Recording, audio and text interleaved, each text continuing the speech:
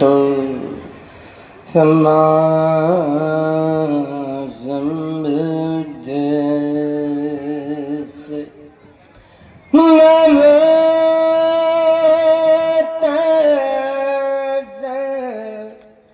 भगवतो हरतो समाज समृद्ध से नमो तस्से भगवतो अरहतो सम्मा समृद्ध से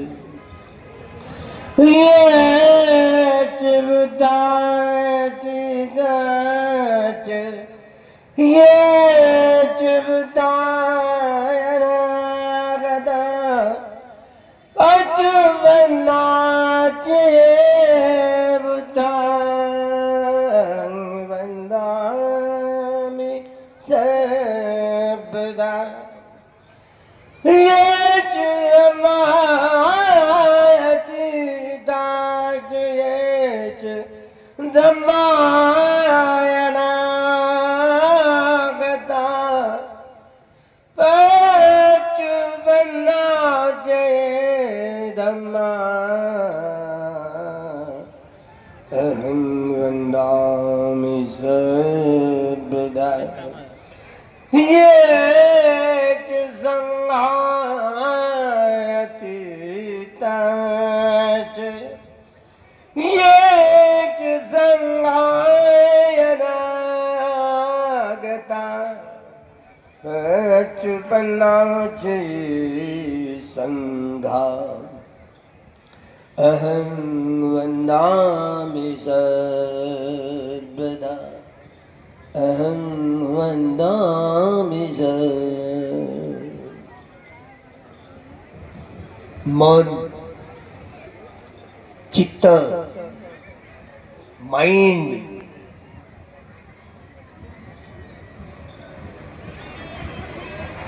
तुमची प्रकृती कशी आहे बा? कशी आहे प्रकृती म्हणजे काय? बिमारी तब्येत ठीक. तब्येत कोणाची? आमची. त्यांची.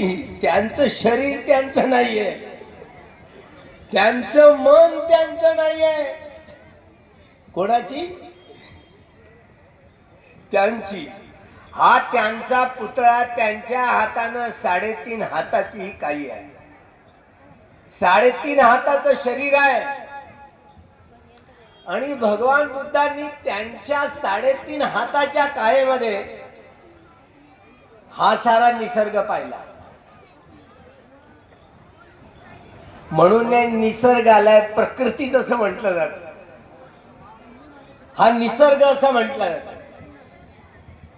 निसर्गाला हे नाही माहिती ती कशी उत्पन्न झाली. शेंडीवाल्यांनी आम्हाला काय सांगितलं?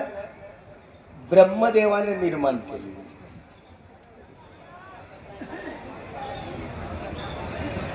तो ब्रह्मदेव पुलिंगी आहे की स्त्रीलिंगी आहे की नपुसंगी आहे की मला नाही माहिती.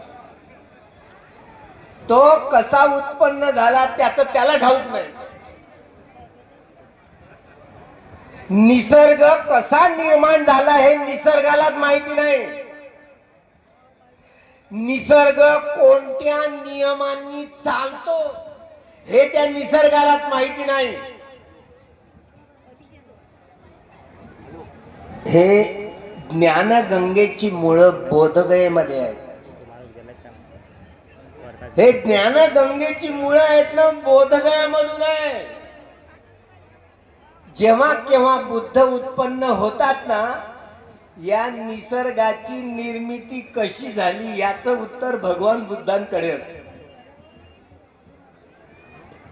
निसर्ग कोणत्या नियमांनी चालतो हे निसर्गाला नाही कळत. हे भगवान बुद्धांना कळतं बुद्धत्व प्राप्त झाल्यानंतर. सिद्धार्थ गौतमाला नाही कळत. सिद्धार्थ गौतमानी बुद्धत्व प्राप्त केलं त्यांना बुद्ध चक्षु प्राप्त झाले.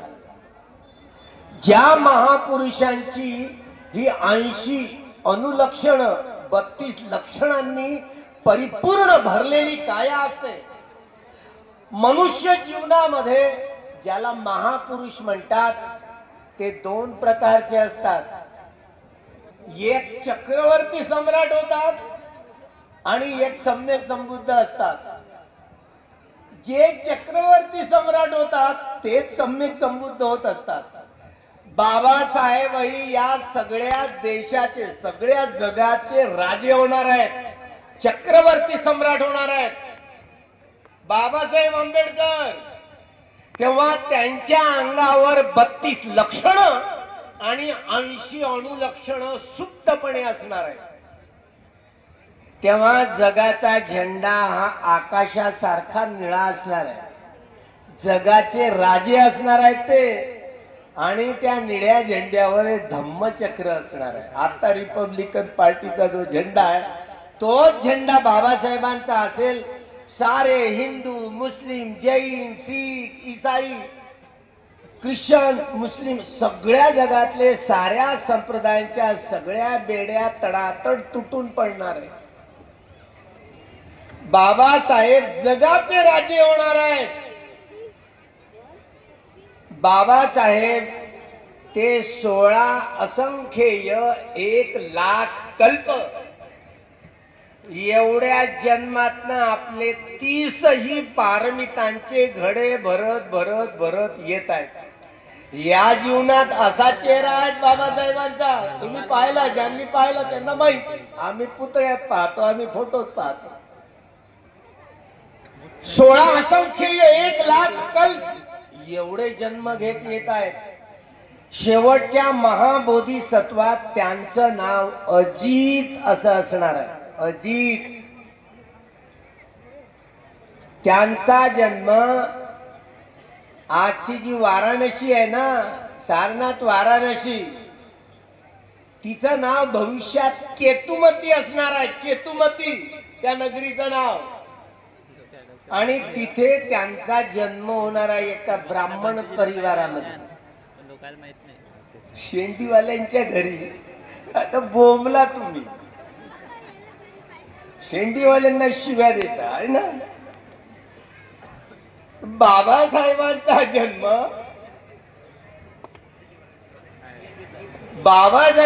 जन्म शेंडीवाल्यांच्याच घरी होणार आहे, सारनाथला. त्या नगरीचं नाव केतुमती असणार आहे.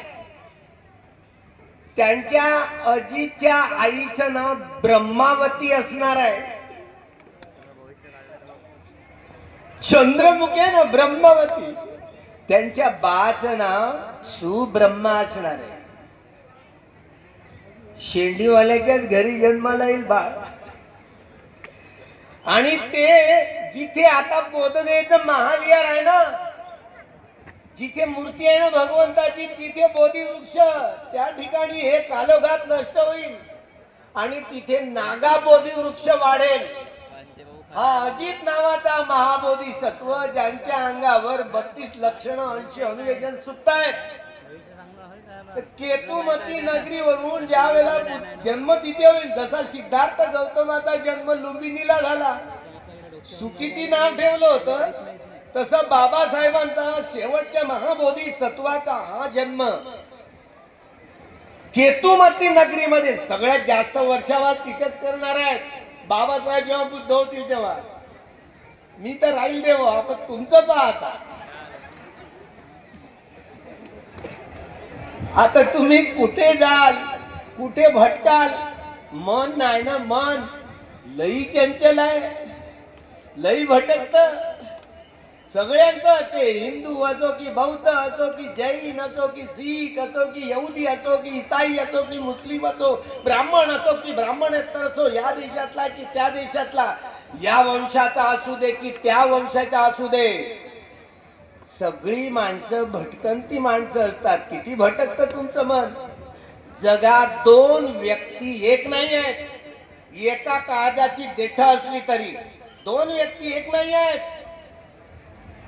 आमच्याच देशाचा संरक्षण मंत्री माजी प्रमोद महाजन आमच्या अंजलीबाई आंबेडकरांचा नातेवाईक देशाचा संरक्षण मंत्री होता.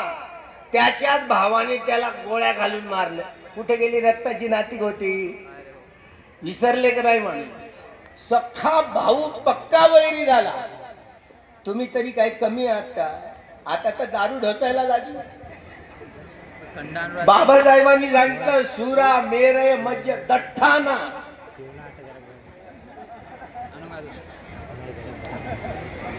बाबासाहेबांना असं दिसलं असतं ना, बाबासाहेबांना फोन करतो. बरं थांबा, आता या गावातले आमचे उपासक उपासिका पित आहेत का? पित आहेत का? आपल्याला काय माहिती, आम्ही बाहेर गावचं. हे बघा, उपासकांना चटके लागले बर का, लय प्रमाण वाढलं. आम्ही ज्या वेळेला इमर्जन्सी मध्ये इंदिराबाईला किती वारे इंदिरा तेरा खेल सस्ती दान महंगा तेल असे आम्ही खूप नारे द्यायचे. वारे इंदिरा तेरा खेल सस्ती दान महंगा तेल. आम्ही मोठे नारेबाजी. आम्हाला एवढं पोलिसांनी खूप खूप पदळलं. असं उचलून पोलिसांच्या गाडीत फेकून दिलं तरी रडलो ना. हिम्मत बडी चीज मला वाटतं की नाही. हिम्मत. इमर्जन्सीचे रट्टे गट्टे युवक असताना आम्ही सोचले बुवा. हुकुमशाही ही कुणाची असो ती नेहमीच अन्याय करणारी असते. डॉक्टर बाबासाहेब आंबेडकरांसारखा विद्वान माणूस एक तर या मानवी समाजाचं कल्याण मार्क्सवादी विचारानं होऊ शकतं, पण तो शॉर्टकट मार्ग आहे. पण बुद्धाचा मार्ग दीर्घ पल्ल्याचा असला तरी तो दीर्घ कालपर्यंत टिकून राहणार आहे. बाबासाहेबांचा पहा दृष्टी, एका बोधिसत्वाची दृष्टी कशी असते. Karl Marx dialectical materialism, historical materialism, surplus value, ज्यामध्ये सायंटिफिक सोशलिझम, कम्युनिझमची डिक्टॅटरशिप आपलं येते, सर्व हाराची तानाशाही, हा विषय कार्ल मार्क्सला डॉक्टर बाबासाहेब आंबेडकरांना पटत नव्हता. हुकुमशाही कुणाची असू दे ती नेहमी अन्यायकारीच असते. डॉक्टर बाबासाहेब आंबेडकरांनी मात्र या देशाला काळ्या मनूची होळी करून आपले मित्र सहस्त्रबुद्धे नावाच्या मित्रांकडून नम नम नम नम स्वाहा 25 डिसेंबर 1927 ला महाडला मनुस्मृतीची जाहीर होळी केली. शूद्राती शूद्रांचा उपमर्द करणारा ग्रंथ आहे. आमच्या मातृशक्ता स्त्री म्हणजे पाप, मोक्षाच्या मार्गातील धेंड, पाप योनी, अशा प्रकारे बदनामीकारक वर्णन जे मनुस्मृतीने केलेलं आहे. म्हणून डॉक्टर बाबासाहेब आंबेडकरांनी हा जाती व्यवस्थेचा कायदा मनुस्मृती, जी मनुस्मृती जुनी नाही आहे, या देशात प्रतिक्रांती झाल्यानंतर 125 सनाच्या 185 तेव्हा जाणीवपूर्वक बा हे मनुस्मृती पुष्यमित्र शुंग आणि सुमती भार्गव या ब्राह्मणांकडून लिहून घेतली. प्रतिक्रांती झाल्यावर हे रामायण महाभारत नंतर लिहिलं गेलं धत जातकाच्या आणि दशरथ जातकाच्या आधारावर. अशा रीतीनं या देशात प्रतिक्रांती झाली. आम्ही पराभूत झालेले लोक आहोत. ब्राह्मणवाद एवढा शिरजोर झाला ज्यामुळे सारा समाज कसा ब्राह्मणवादाचा गुलाम झाला. श्रमण संस्कृती आणि ब्राह्मण संस्कृतीच्या इतिहासाची दरार 1 जानेवारी 1927 ला डॉक्टर बाबासाहेब आंबेडकरांना कळून आली. हा सगळा ब्राह्मणेतर आदिवासी भटकाविमुक्त समाज, धर्मांतरित झालेले आपले मुस्लिम बांधव असोत की ख्रिश्चन बांधव असोत, हे एकेकाचे सगळेच नागवंशी लोक होते. 25 डिसेंबर 1927 ला 25 डिसेंबर 1954 ला देहू रोडच्या मूर्तीची प्रतिष्ठापना करताना बाबासाहेब बोलले होते 2000 लेणे या भारतात आहेत, यापैकी 1700 पेक्षा जास्त एकट्या महाराष्ट्रात आहेत. एकट्या महाराष्ट्रात. याचा अर्थ काय की 100% महाराष्ट्र बुद्धिस्ट होता. 1250 वर्ष नागवंशीय लोकांचं राज्य होतं. हा संपूर्ण वाकाटककालीन, हे राष्ट्रकूटकालीन, सातवाहनकालीन सगळे बुद्धिस्ट नागवंशी राजे होते. 1250 वर्ष महाराष्ट्र म्हणून होता. महात्मा फुले म्हणायचे महारावरून महाराष्ट्र पण बा म्हणजे महान. ही नागनिका नावाची जगातली पहिली राणी ही नाग राणी झाली. महाराष्ट्राची पहिली राज्यकर्ती आहे जगात. हे मोठं वैभव साकारता आलं महात्मा फुल्यांना. कदाचित शिवाजी महाराज महाराष्ट्रात झाले. शिवाजी महाराजांचा जन्म शिवनेरीवर त्या किल्ल्यावर नाही झाला. तिथे पाळणा बिळणा हलवट डुलवट ठेवलाय. शेंडीवाल्यांची नाटक आहेत. 36 नंबरच्या खालच्या लेणीत झाला, जिथे गणपतीचा पुतळा तो बामण राहतो तिथे. 36 नंबरच्या शिवाजी राजाचा जन्म बुद्ध लेणीमध्ये झाला. हे इतिहासकारांना सांगायला लाज वाटली. शेंडीवाल्यांच्या हातात होतं ना इतिहास लिहिणं. बरं, शिवाजी राजांच्या आई वडिलांचं लग्न कुठं झालं? अजिंठ्याच्या लेणीत झालं. अजिंठ्याच्या लेणीत. हे कोणी लिहिलं? इंग्रज अधिकारी. शिकारीसाठी गेला, वाघ दुसरीकडे गेला. 10 नंबरच्या लेणीवर स्मिथ पहा त्यांचं नाव लिहून आहे.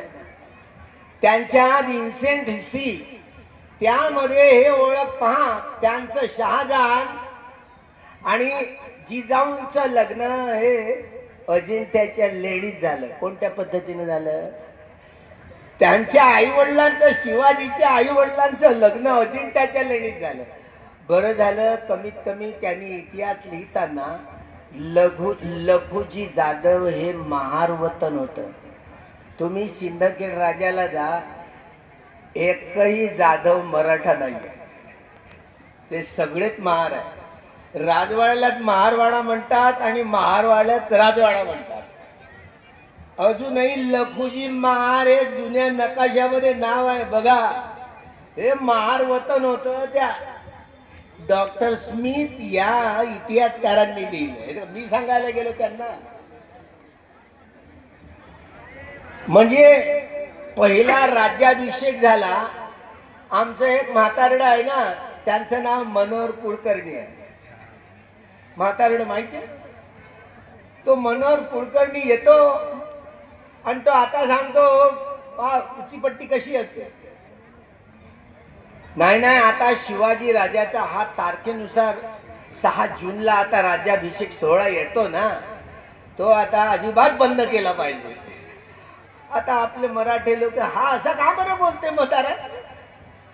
बरोबर, त्यांनी तिथीप्रमाणे करावं. बरं का, आता एक चित्रपट आणला तो बा नागड्याचा पुन्हा. आता हे लोक आता शेगावला लागलं तर पहा गर्दी उसळली. माहिती आहे, हे भीमा कोरेगावच्या लढाईतून पळून गेलेले लोक आहेत. आयुष्यात आमचा प्राध्यापक मामा देशमुख एक कुणबी समाजातला माणूस इतिहास लिहायला लागला. आयुष्यामध्ये समर्थ रामदासांची कधी भेटच झाली नाही. तर ते गुरु कसे? आमचे तुकोबा राया खरे गुरु होते शिवाजी महाराज.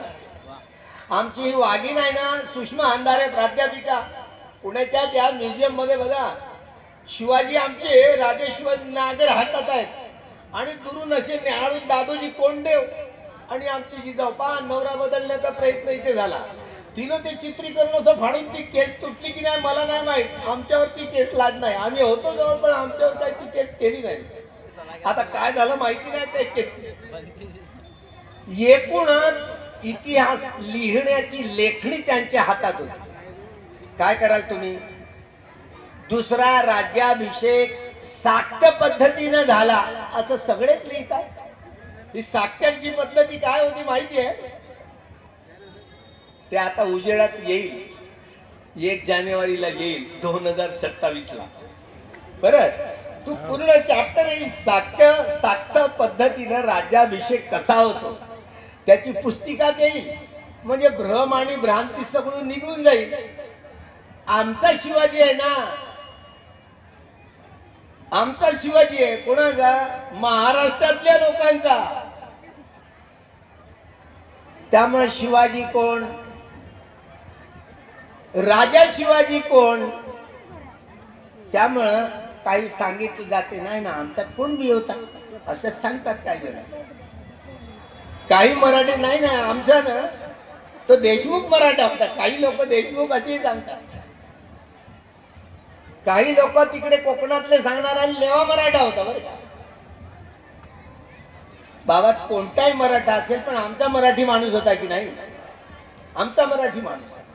जिथे 36 नंबरच्या या केव मध्ये जिथे जन्म झाला बरं का, त्या बुद्धाच्या लेणीत, शिवनेरीवर नाही, त्या बुद्ध लेणीत झाला. शिव हे हा शिवशंकर त्याच्यावरून नाही. शिव या शब्दाचा अर्थच होतो निर्वाण. एवढं महाराष्ट्रात राज्य आहे. शिवाजीचं सैन्य कुठं राहत होतं? लेण्यांमध्ये राहायचं, लेण्यांमध्ये. म्हणून त्या महाडच्या लेणीच्या भोवती फिरले. 14 वर्षाचं बाळ शंभू गेला, त्याला 3दा प्रदक्षिणा घातली. हे काचळ किचळ अक्षर आहे, तिथे लिहिलंय. ते सम्राट अशोकाच्या कालखंडात लिहिले म्हणतात. मला काही कळायला मार्ग नाही. याला संस्कृत येत होत संभाजीला. तू याच्यावर काहीतरी लिहि रे म्हणे, राजाने राज्य चालवायचं कसं, त्याच्यावर तू काहीतरी लिहि. आणि पुरुषोत्तम खेडेकरांनी आता भाषांतर केलं त्या पुस्तकाचं बरं का, तुम्ही वाचा. बुद्धभूषण. बुद्धभूषण काय मी सांगायला गेलो त्यांना लिहायला? बरं कोणी सांगायला गेलं बरं? बुद्धभूषण लिहिलं कोणी? 14 वर्षाचं बाळाचं पोट दुखात कोणाला लागलं? तिकडे रामदास स्वामीचं पोट दुखायला लागलं. म्हणजे एकूण ही पोरं काही काय करतात, त्यांनी 5 माणसं लंकेला पाठवली. मोरोपंत पिंगळ्यांनी मात्र परत त्या 5 माणसाचं काय केलं? तुमच्या एरियामधला हा तायडे नावाचा एक माणूस, तो पुढे जाती व्यवस्थेच्या चटक्यामुळं मुस्लिम बनला. त्याचं नाव सय्यद अली. त्या बखर क्रमांक 23 बघा, 23 पृष्ठ नंबर 79, त्यावर त्यांनी लिहिलंय की गागा भट्टाला महाराष्ट्रातल्या ब्राह्मणांनी हा शिवाजी राजा क्षत्रिय होऊ शकत नाही, म्हणून त्यांचा राज्याभिषेक होऊ शकत नाही, म्हणून महाराष्ट्रातला एकही ब्राह्मण आलेला नव्हता. शिवाजी राजांनी गागा भट्टाला बोलवलं. त्याला भारोभार काय केलं? 1 मिनिट डोळे लावून द्यायसाठी डाव्या पायाच्या अंगठानी मस्तकाला टिळा लावून राज्याभिषेक केला. असं जेव्हा नंतर माहिती झालं की हा दूषित झाला सोहळा.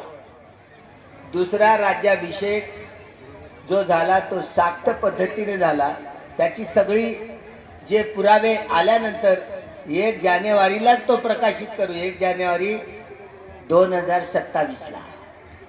त्यामुळं 2000 भीमा कोरेगावला विजयस्तंभाजवळ. म्हणजे खरा इतिहास लोकांना माहिती होईल. खरा इतिहास काय होईल ते माहिती होईल ना. कमीत कमी एवढं तर माहिती होईल की संभाजी राजाला यांनीच औरंगजेबाला पकडून दिलं, औरंगजेबाच्या हातात दिलं, आणि औरंगजेबाने मात्र त्यांचे डोळे काढले, त्यांचं नाक कापलं, कान कापले, जिव्हा कापली, हातापायांचे खुरकुट कापले आमच्या संभाजी राजाचे, आणि त्यांचे गुप्तांग देखील कापले बरं का. आणि पेशव्यांच्या हातात ते डोकं दिलं. पेशव्यांनी औरंगजेबाशी संगनमत करून आमचं मराठी राज्य उद्ध्वस्त केलं. आणि दुसऱ्या दिवशी जी गुढी फिरवली ना, त्या गुढीला मात्र आमच्या संभाजी राजाचं डोकं लटकलेलं होतं. आमचा मराठी राज्याचा नाश करून त्यांनी पेशवेशाही आणली शेंडीवाल्यांनी. समजलं ना.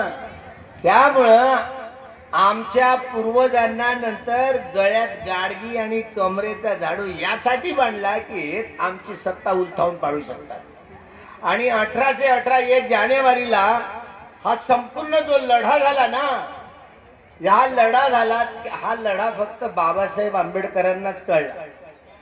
हे स्वातंत्र्य युद्ध लढलं गेलं, कदाचित बाबासाहेब आंबेडकर झाले नसते ना, या देशाचा इतिहास कुणालाच कळला नसता आणि आम्ही आमच्या गुलामीच्या बेड्या तोडू शकलो नसतो.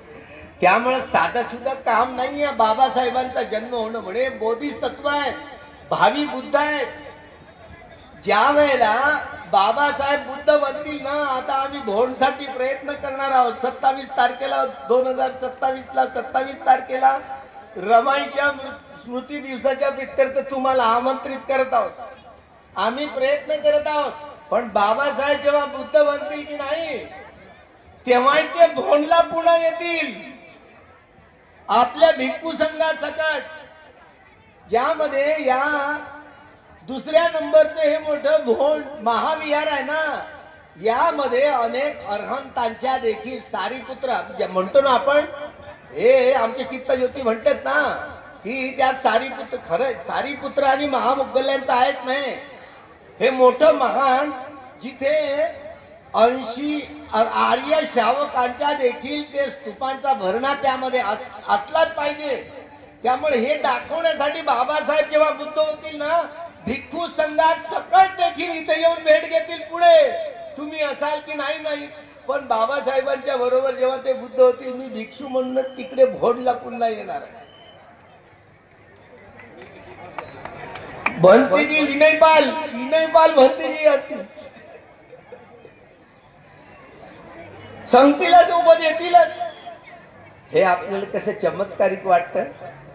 बाबासाहेब बोधिसत्व आहेत, ते बुद्धत्व प्राप्त करणारे. सिद्धार्थ गौतम बुद्ध झाले, कोण आगमन ककुसंद. हे आपण जे पाहतो ना, या सिंधू संस्कृतीचं मोहेंजोदडो हरप्पा पाहतो, आपल्याला वाटतं तर वैदिक संस्कृतीचे नाही आहे. कोणागमन ककुसंद काश्यप बुद्धांचे ते धम्म संस्कृतीचे अवशेष आहेत. तिथं वैदिक संस्कृतीचं काहीच नाही आहे.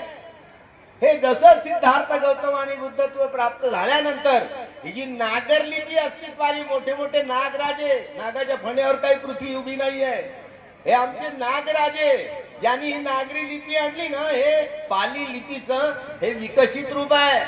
हे नागनिका ही राजधानी नागनिकांच्या कालखंडातलं एक खंडर दस्तक आहे. अजूनही ते सापडलं मुंबईच्या ते संग्रहामध्ये आहे, पुरातत्व खात्याच्या संग्रहामध्ये आहे. त्यामुळं पुरातत्व खात्याच्या, त्यामुळं तो जो इतिहास आहे ना नागनिकाचा इतिहास, यावर एक आमचेच मित्र एक पुस्तिका लिहित आहेत. ही जगातली पहिली राणी नागनिका बघा, जगातली पहिली राणी नागनिका, तिच्यावर जो ऐतिहासिक संदर्भ येणार आहे, पुरातात्विक संदर्भ येणार आहे. ज्यामुळं बाबासाहेब जिथे संकल्प दिवस 23 सप्टेंबर गुजरातला बडोद्यामध्ये ज्या वडाच्या झाडामध्ये मुक्काम केला, धम्मदीक्षेच्या संपूर्ण आवाहन केलं होतं, त्यावेळेला बाबासाहेब ज्या ठिकाणी थांबले 23 सप्टेंबरला या संकल्प दिवस म्हणून जो साजरा करतो आपण, ज्या सगळ्याच जनतेला आवाहन करतो की 23 सप्टेंबरला देखील बघा, 23 सप्टेंबर दीक्षाभूमी जेवढा संपूर्ण लोढा असतो ना आपला, तसा त्या संकल्प भूमीवर आपण बडोद्याला यावं. इथूनच गाडी लागते का? जलम वरून गाडी लागते, शेगाववरून लागते, ती डायरेक्ट अकोल्यावरून बडोद्याला डायरेक्ट यायचं आणि संध्याकाळपर्यंत पोहोचायचं. तुम्ही 21 तारखेलाच निघायचं. 23 सप्टेंबरला तुम्ही पोहोचणार आणि रात्रभर सुप्तपणा नसणार आहे. आपण त्याही ठिकाणी यायचं आहे. सगळ्या अखिल भारतीय या बौद्ध महासभेला आणि समता सैनिक दलांना, आमचे रिपब्लिकन पार्टीचे जेवढे गट असतील सगळ्यांना आवाहन करतो, साऱ्या देशातल्या जनतेला आवाहन करतो, मातृ संघटनांना आवाहन करतो आणि या संकल्प भूमीवर किती लोक तरी त्या ठिकाणी धर्मांतराचा सोहळा देखील त्याच ठिकाणी संकल्प भूमीवर होणार आहे. आपण या धम्म क्रांतीच्या सोहळ्यात सगळ्यांनी हजर राहावं असं आताच आवाहन करतो. या बाबासाहेबांनी लिहिलेलं हे संविधान कितीही चांगलं असलं आणि राबवणारे लोक जर लायक नसले तर बाबासाहेबांना वाटत होतं नियोजन खातं माझ्या हातात यावं, पण कायदा मंत्र्याचं स्थान आलं. नियोजन खातं हातात असतं तर काय केलं असतं माहिती आहे? बाबासाहेबांनी या सगळ्या जमिनी राज्याच्या अधीन करून टाकल्या असत्या, सगळे कारखाने राज्याच्या अधीन करून टाकले असते आणि सगळ्या लोकांचे अन्न, वस्त्र, निवारा, शिक्षण आणि आरोग्याच्या मूलभूत गरजांची पूर्तता राज्याने सरकारने केली असती. याचा कायदा केला असता ज्या आधारावर न्याय, स्वातंत्र्य, समता आणि बंधुभाव या मानवी मूल्याच्या आधारावर सामाजिक, आर्थिक, राजकीय आणि सांस्कृतिक न्याय, सामाजिक, आर्थिक, राजकीय आणि सांस्कृतिक स्वातंत्र्य, सामाजिक, आर्थिक, राजकीय आणि सांस्कृतिक समता, सामाजिक, आर्थिक, राजकीय आणि सांस्कृतिक बंधुत्व याला मानवता म्हणतात. याची पूर्ती जोपर्यंत होणार नाही तोपर्यंत येणाऱ्या पिढीला न्याय, स्वातंत्र्य, समता आणि बंधुभाव याची फळं चाखायला मिळणार नाही. येणाऱ्या पिढीला आपला आपण काय आदर्शच दिला नाही तर येणारी पिढी आपल्या नावाने बोट मोळेल, बाबा आई तुम्ही काय केलं. त्यामुळे येणाऱ्या पिढीचं आव्हान नव्हे तर ही येणारा हा बाबासाहेबांनी दिलेली जबाबदारी हा सगळा समाज हे 1 जानेवारी 1927 ला बाबासाहेब गेले. श्रमण संस्कृती आणि ब्राह्मण संस्कृतीच्या इतिहासाची दरार बाबासाहेबांना कळली. आम्ही पराभूत झालेले लोक आहोत. पुष्यमित्र शुंगांनी बृहद्रथ राजाची हत्या केली, ही प्रतिक्रांती घटना होती असं सांगितलं बाबासाहेबांनी. या श्रमण संस्कृतीचं नेतृत्व करणारा भिक्षू संघाचा एकेका भिक्षूचं डोकं कापून आणण्यासाठी 10,000 सोन्याची नाणी मोजली गेली. भिक्षू लोक दाढीचे, डोक्याचे केस वाढवून जंगला पहाडात गुफा केंद्रामध्ये राहू लागले. हेच ते भागवती, वारकरी, नाथपंथी, हे मानुभावपंथी, लिंगायतपंथी, हे सगळं आमचा भिक्षूंचा संप्रदाय आहे. पण इतिहासच जे विसरतात ते इतिहासाची काय निर्मिती करणार आहेत. म्हणून महाराजांची मनं टटोलण्यासाठी 13 ऑक्टोबर 1935 ला येवल्याला नाशिकच्या येवल्यामध्ये मोठी सभा भरवली. स्वतंत्र महाराजांची परिषद बोलवली. 35,000 लोक त्या सभेला आले होते. जन्म घेणे माझ्या हातात नव्हतं, पण जगणं आणि मरणं माझ्या हातात आहे.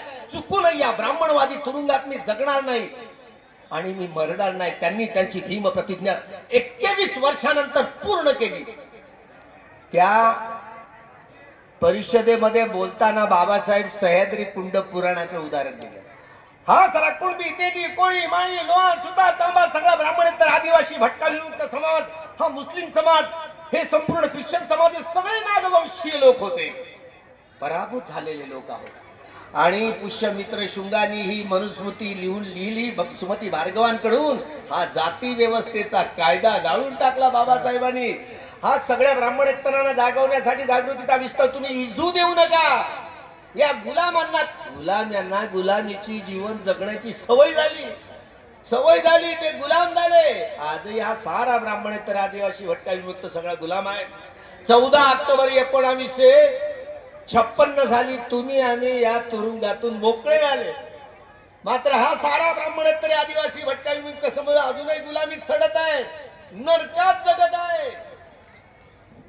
या पारंपरिक जुन्या बुद्धिस्ट लोकांना, नागवंशी लोकांना, त्यांना जागवण्यासाठी हे धम्म सामाजिक क्रांतीचं अभियान धम्म क्रांतीमध्ये बदलण्यासाठीचे दीर्घजीवी अभियान राहील. सारं जगत बुद्धमय करण्याचं, सारं जगत बुद्धमय धम्ममय करण्याची ही जिज्ञासा घेणे दीर्घजीवी अभियान नियमित सुरू राहणार आहे. हा संपूर्ण ब्राह्मणेतर समाजाला जागवण्यासाठी 12 वर्ष झाली आम्ही भीमा कोरेगाव पासून पंढरपूरला आहे. 12 वर्ष. या वर्षी घोषणा केली 2045 ला विठ्ठल मंदिराच्या पुढे पंढरपूरला मराठ्यांच्या धर्मांतराची घोषणा केली. पोट मात्र आमचा साडा देवेंद्र फडणवीस त्याचं पोट दुखू लागलं. आता तो धर्मांतर विरोधी कायदा महाराष्ट्रात आणणार आहे. बरं का, तुमच्या माहितीसाठी सांगतो. आता हे उपवर्गीकरण आणलं की नाही, हे असंवैधानिक आहे, त्याच्यावर चर्चाच करू नका. जाणून बुजून आरक्षण गोठवण्यासाठीच हे षडयंत्र आहे. त्यामुळे यावर तुम्ही चर्चाच करायचं नाही. हे रद्द झालं पाहिजे. घटनेचा उपमर्द करणारा आहे, संविधानाच्या मूलभूत हक्कांवरती गदा आणणारा आहे, म्हणून हे निषेधार्ह आहे. ते जाणून बुजून त्या पार्टीच्या त्या त्यांच्याकडून ही कागदपत्र करवून घेतली आणि तुमच्या आमच्या माथाळात. म्हणजे 14 पासून ते सरकार सत्तेवर आलं ना, अजून जनगणना नाही. जनगणना नाही आहे, काय कराल? काही डाटा नसताना त्यावर भाष्य करणं म्हणजे असंवैधानिक आहे. त्यामुळे याच्यावर या बिलकुल चर्चा करून याचा निषेध करून संपूर्ण हे नकारात्मक हे निषेध असंवैधानिक आहे, त्याला आम्ही मान्यता देणार नाही. अशा प्रकारची भूमिका घ्यावी लागेल. आता या संपूर्ण जळणघडणीमध्ये हे ईव्हीएम एवढी खतरनाक आहे की या ईव्हीएम न मतं हॅक केली जातात. महाराष्ट्रात देखील विधानसभेच्या निवडणुका झाल्या. आमच्या बाळासाहेब आंबेडकरांनी केस टाकली हायकोर्टात. सायंकाळी 5 वाजल्याच्या नंतर 76 लाख मतं कुठून आली? निवडणूक आयोगांकडे उत्तर नव्हती आणि निवडणूक आयोगाने सगळा डाटा डिलीट केला. काय केलं तुम्ही? ते इल्लिगली राज्य करत आहेत ना. तुम्ही कुठेही बटन दाबा, चालली कमळाबाईवर कमली कमली कमली म्हणून बोंबला आता. त्यामुळं घटनेच्या 61 प्रमाणे आजही मतदान हे बॅलेट पेपरवरच करावं असा कायदा असल्यानंतर देखील हे सगळे या देशाची वाट लावत आहेत. लोकशाही धोक्यात आहे, हे संविधान धोक्यात आहे. म्हणून ईव्हीएम हटवा आणि संविधान वाचवा, लोकशाही वाचवा. म्हणून तुम्हा आम्हाला रस्त्यावर आता उतरावं लागेल. सगळ्या राजकीय, सामाजिक, आर्थिक आणि सांस्कृतिक संघटनांना मैदानात उतरावं लागेल. ही आताची पोरं, नौजवान पोरं, हा आपला औरंगाबादचा मुलगा नाही का, तो काक्रोच दिटके, तो काम करत होता. अगोदर झाडूवाल्यांसोबत काम करत होता. झाडूवाल्यांची पार्टी आली होती ना दिल्लीवर. त्यामुळं अरे नाव आहे ना, काक्रोच कशाला काक्रोच जनता पार्टी ठेवलंय? हे बघा तरुणांनो, तुम्ही समाज बदलवू शकता. तुमच्यात तो जोम आहे, ताकद असतो. बाबासाहेब आंबेडकर तुम्हाला दिसला नाही का? स्टेट सोशलिझम बाबासाहेबांचे हत्यार दिसला नाही का? बाबासाहेबांची प्रजासत्ताकी पार्टी, रिपब्लिकन पार्टी दिसली नाही का? तुम्हाला काय बिघडलं? रिपब्लिकन पार्टी ऑफ इंडिया ठेवा ना. काय बिघडलं? ठेवा. हा सारा समाज सोबत येईल ना, सोबत येईल. काक्रोच कशाला ठेवताय? बाबासाहेबांची धारणा, तुमचा विचार स्पष्ट येऊ द्या. नाही तर हा अण्णा हजारे आहे ना, तो बापट आहे ओरिजिनल. त्यांनी भुलपी उभई केली आणि ब्राह्मणांच्या हातात कोणी देऊन टाकलं. 14 पासून ते सत्तेवर आहे, तर घटनेची ऐशी तैशी होत आहे. जनतंत्राची ऐशी तैशी झालेली आहे. जनतंत्र टिकलं तर हा देश टिकेल. या देशाचं संविधान टिकेल तर हा देश टिकेल. या संविधानाच्या सुरक्षिततेसाठी घटनाबाह्य मार्ग आपण आत्मसात नाही करायचा. घटनेच्या अंतर्गत राहून आपण तुरुंग भरायचे. या देशाच्या महाराष्ट्रातल्या सरकारनं शेतकरी रस्त्यावर उतरला, त्यांनी आश्वासनं दिली होती कर्जमुक्तीची. आश्वासन फक्त दिली होती, रस्त्यावर उतरला तर हायकोर्टातनं ऑर्डर घेतली. नाही बाबा, जनजीवन विस्कळीत होत आहे. 30 जूनला, आता जून महिन्यात आश्वासन दिली. हे सगळं खोटारडं आहे. एवढं नव्हे तर आता कुंभमेळाव्यासाठी त्यांनी 25,000 करोड, पहा एवढा पैसा बिनकामाने ओतला. 25,000 करोड. आणि शेतकऱ्यांना कर्जमाफी धतुरा दाखवला. त्यामुळं शेतकऱ्यांनो, तुम्हाला तुरुंग भरायला हवे होते. तुम्ही आता मागे पुढे पाहू नका. शेतकरी मैदान, अरे शेतकरी पिकवल तर आम्ही खाऊ हवंय. हाडाची काळा रक्ताचं पाणी करणारा, मेहनत करणारा, घाम गळणारा हा कुणबी समाज, एकेकाळचे नागवंशी लोक इतिहासच विसरून बसलो. या कुंड्यांविषयी काय लिहिलंय त्या सह्याद्री कुंड पुराणामध्ये? बाबासाहेबांनी 13 ऑक्टोबर 1935 ला येवलेच्या सभेचं उच्चारण केलं होतं. हा आमचा कुणबी समाज, एकेकाळचा नागवंशी समाज, हा घाम गाळणारा समाज. काय लिहिलंय त्याच्याविषयी? कुंभटम, धसकटम, अक्कल थोडी आणि बायको विकून घेतली घोडी. गेला तर रुमण्याशी, नाही तर आला तर ढोमण्याशी. एका तरी कुंड्यानी वाचलं का? वाचाल तर वाचाल रे बाबा. मामा देशमुख, हा साळुंके सारखे आमचे ते विद्वान हाती एवढं पोट धरून हसायचे. काय घाण ओकली आहे म्हणे आमच्या विषयी या धर्म. सकाळी उठल्याबरोबर सगळ्यांची तोंड पाहावी, पण तेल्याचं तोंड बावलं म्हणते. काय झाला? हा तेली समाज एकेकाळचे नागवंशी लोक बुद्धिस्ट होते, इतिहासच विसरून गेले हो. आजही आमचे मोहन मामा भागवत सकाळी उठल्याबरोबर नरेंद्र मोदीचं तोंड पाहायला तयार होत नाही, कारण तो कागदपत्रावर तेली आहे. मला नाही माहिती ते खरं आहे की खोटं आहे, त्याची डिग्री फेक आहे, तर काय कराल तुम्ही? आता एपिस्टन फाईल मध्ये त्याचं नाव आलं, आमच्या दलाई लामाचं नाव आलं. असं एकही सरकार शिल्लक नाही आहे जगातलं. FC ना गणितज्ञ होता. आपल्याला काय माहिती हे तज्ञ कसा कसा प्रयोग करतात म्हणून काय माहिती. 13-14 वर्षाच्या पोरींना त्यांच्यावर बलात्कार करून पहा, त्यांना भिवून त्यांच्यावर बलात्कार करून त्यांना भाजून मांस खाल्लं तर म्हणे आयुष्य वाढतं. बघा, ही नाटकं सांगून त्या संपूर्ण त्यांच्या प्लॅनेटमध्ये त्या एपिस्टनच्या फाईल मध्ये सगळ्यांची नावं आहेत. सत्ताधारी पक्षही काय विपक्षामध्ये नाव आहेत, भलत्या फाईल आहेत.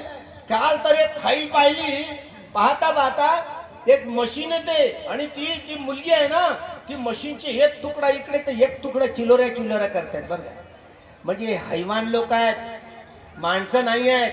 आज ज्या हैवानांच्या साऱ्या जगावरच तो ट्रम्प येतो, हे हैवान आहे. त्याच्या बायकोनं ज्याला फाशीवर लटकवून मारा अशी ती म्हणते, त्याची बायको तशी म्हणते बरं का, याला फासावर लटकवून मारलं पाहिजे म्हणजे लहान पोरी बाळींना तिच्यावर बलात्कार करून त्यांचं मांस भाजून खातात. हे हैवान की माणसं आहे? हैवानांचं सरकार आहे. आमचा हा एक हैवान नाशिक मधला तो एक अशोक करात, तो तर स्वामी तो स्वरूप मिश्रा तो बोलू लागला होता, हा विका आंबेडकरांच्या जातीचा असेल ते म्हणून असं करत होता. त्याला तो मराठा निघाल. काय कराल तुम्ही? हे लागे बांधे आहेत ना, हे गृहमंत्र्याचा त्याचा हात आहे. हे सगळे लोक चोर मौशेरे भाऊ आहे, समजलं? कोणत्या दिवशी त्याला ठपकारून टाकतील, बस सगळं बुडवून टाकतील, म्हणजे त्यांची फाईल बंद होईल. आज ही एप्स्टीन फाईल एवढी वेगात आहे तर सगळ्या जगावर हैवानांचं राज्य आहे. हे हैवानांचं राज्य उलथावून पाडण्यासाठी रे बाबा रे काक्रोचवाल्यांनो, काक्रोच हे नाव तुम्हाला शोभत नाही, कोणाला शोभत नाही. तर सुप्रीम कोर्ट पागल झाला असेल म्हणजे तुम्ही बाबा कुत्र्याची शेपटी वाकडीच राहते ना, काय करताय तुम्ही त्याचं? पण तुम्हाला चांगलं घडवायचं असेल, चांगलं नाव द्या, रिपब्लिकन पार्टी द्या ना नाव, काय बिघडतं? आम्ही तुम्हाला उचलाल बाबा, तुम्ही समाज बदलाल ना, बाबासाहेब आंबेडकरांचं काम पूर्ण करणार म्हणून आम्ही तर स्वागत करू. या मैदानात उतरा, जेणेकरून हा समाज बदलण्यासाठी. आम्ही लंकेला जसं वातावरण झालं होतं, बांगलादेशात जसं वातावरण झालं होतं, नेपाळमध्ये जसं वातावरण, आम्ही युवकांना काही असा आदेश नाही देणार की जाळून टाका सुप्रीम कोर्ट, जाळून टाका न्यायालय, जाळून टाका संसद. आम्ही तर त्याचं समर्थन नाही करणार. संविधानाच्या दायऱ्यामध्ये राहून EVM हटाव आणि संविधान बचाव, लोकतंत्र बचाव म्हणून आम्हाला सगळ्या संघटनांना एकत्र येऊन एका मंचावर येऊन आंदोलन करावं लागेल आणि या देशाच्या संविधानाला वाचवावं लागेल, तरच हा देश बंधुभावानं जगेल. हा संपूर्ण ब्राह्मणेतर समाज, एकेकाळचा नागवंशी समाज, सोनार सख्या बहिणीची खाणार, गोड गोवारी जात गोवारी, गोड गोवारी हेकळ माना, अमिल पाऊन शिव लाडोना, माना माणुसकीत नाही, दुकर सरकशीत नाही, धनगर कोळी माळी कोष्टी ढिवराची धुटी आणि आटाकला बोटऱ्या जाशील कुठी. सगळ्या ब्राह्मणेतरांना, आदिवाशांना शिव्या शाप देणारा तो ग्रंथ आहे, म्हणून जाळून टाकला पाहिजे असं बाबासाहेब बोलले होते. या गुलामांना त्यांच्या गुलामीची जाणीव करून द्या, म्हणजे ते बंड करून उठतील. आमच्या मुसल बांधवांना तर काही खरं नाही, आता मी भिक्षू झाल्यामुळे बोलू शकत नाही. भांडा मुसलमान आणि वेळवाची डॅश नाही बोलू शकत पुढचे अक्षर, एवढी खतरनाक अक्षर आहे. या गुलामांना त्यांच्या गुलामीची जाणीव करून द्या, म्हणजे ते बंड करून उठतील. हा जागृतीचा विस्तव कधी तुम्ही विजू देऊ नका. सारं जगत बुद्धमय धम्ममय करण्यासाठी हे सामाजिक क्रांतीचं अभियान भीमा कोरेगावला देखील धम्मभूमीमध्ये बदलण्यासाठी जातात. पंढरपूरला देखील धम्मभूमी म्हणूनच बदलण्यासाठी जात आहोत. 2045च्या धर्मांतराच्या सोहळ्यात 19 वर्ष तुम्ही म्हणजे जिवंत राहा, म्हणजे तुम्हाला तो सोहळा मराठ्यांचा पाहायला मिळेल. काही आमचे मराठी बांधव म्हणाले, संभाजी ब्रिगेडवाले, अहो आम्ही म्हातारे झालो, कुठपर्यंत तेवढा सोहळा कशाला लांबवताय? 2 वर्षात आम्ही तयारी केली, तुम्हाला यावं लागेल. येणार बा म्हटलं. तर 2 वर्षात पुन्हा धर्मांतराचा महाराष्ट्रात या मराठ्याच्या धर्मांतराच्या सोहळ्याला उधाण येणार आहे. जशा सुनाम्या येतात ना, या संपूर्ण धर्मांतराच्या चळवळीला उधाण येणार आहे जिकडे तिकडे भारतभर. आपल्याला सांभाळता सांभाळता नाकी नव येतील. विचार करा आपल्या. म्हणून आपण एवढं बलवान सक्षम तर झालं पाहिजे. हळूहळू जागृत होत आहे. त्या सगळ्या ब्राह्मणेतर समाजातले वकील लोक, प्रोफेसर लोक, हे प्राध्यापक लोक, डॉक्टर लोक, इंजिनियर लोक हळूहळू जागृत व्हायला लागले. आणि हळूहळू हा जागृतीचा विस्तव हा सगळ्या धम्म क्रांतीमध्ये बदलणार आहे. आपल्याला सगळ्या प्रश्नांची उत्तरं देण्याची एवढी सक्षमता आपल्यामध्ये निर्माण करावी लागेल. तेव्हा सारे जग हे जतवून ठेवणं, टिकवून ठेवणं त्यापेक्षा खूप कठीण आहे. त्यामुळे टिकवून ठेवण्यासाठी आपल्याला खूप बलवत्तर व्हावं लागेल. सारं जगत बुद्धमय धम्ममय करण्यासाठीच तुमची आमची ही जन्माची, ही जीवनाची आणि जगण्याची किमया आपल्यामध्ये हे बल वृद्धिंगत हो. सारं जगत बुद्धमय धम्ममय करण्यासाठी हे बल वृद्धिंगत हो. बुद्ध धम्म संघाच्या प्रभावानं आपलं सर्वांचं मंगल हो, सर्वांचं कल्याण हो. पुढच्या 2027ला या भोन महास्तूपाच्या या संपूर्ण आंदोलनाची रूपरेखा आम्ही आखणार आहोत. त्या याच्यात नंबर